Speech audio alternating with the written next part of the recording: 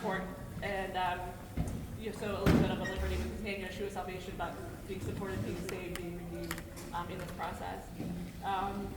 So this is our journey through support groups and support systems.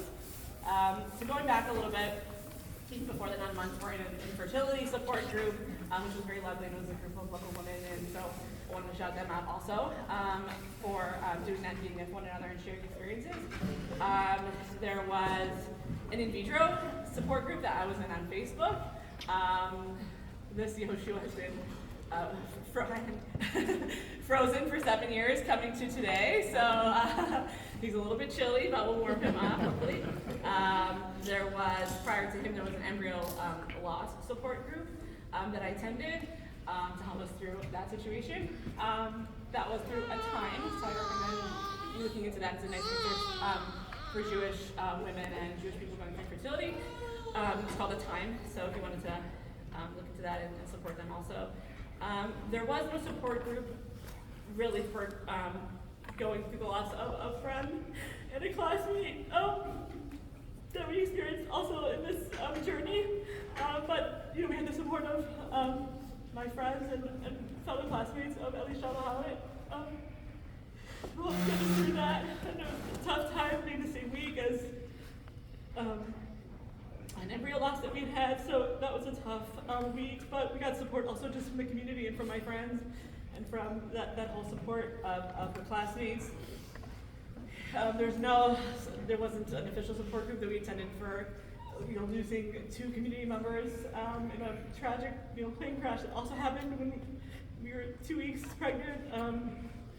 But again, the community rallying together and supporting everybody in that moment was sort of beautiful thing to come out of such a terrible story. So it was rough times and rough beginnings with everything. There was a hyperemesis in gravidarum support group. I don't know if anyone knows what that is. It just means there's a lot of illness and sickness that we had with this guy over here. So we wanted to be prepared in case that happened again. Baruch Hashem, it didn't really. Get to that. That was your brother, that's right. Which is mostly it's also a Facebook support group. Mostly hey, how do I brush my teeth without throwing up? And the answer is, you can. Any dentist in the house, because we gotta talk after this. Get my teeth in order. So that was also a Facebook support group and getting support from people that are just going through similar things. What doesn't exist is a support group for those that decide to have construction on their home while pregnant. They don't. It doesn't exist. Although I did look it up in the dictionary, and there's a picture of my parents that are there. So those that need that kind of support, I'll give you their home number.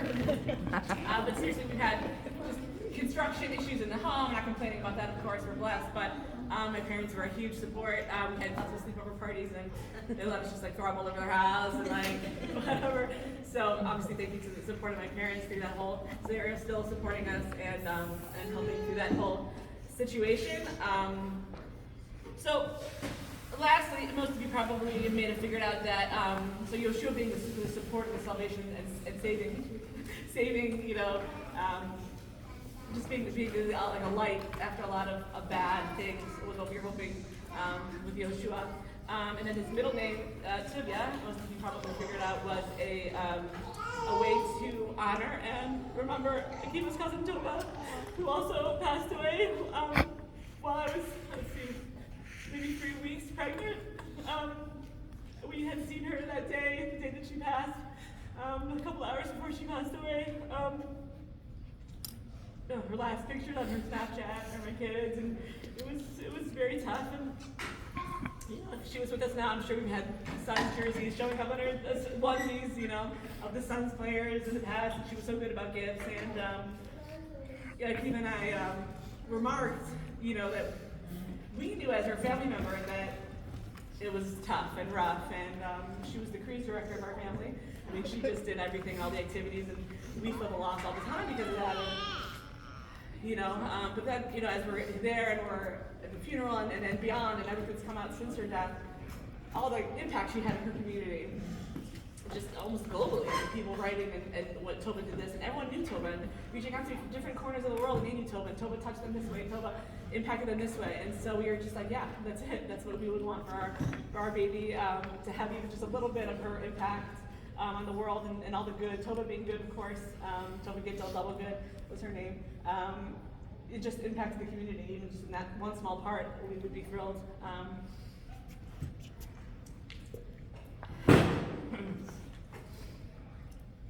So I just want to end.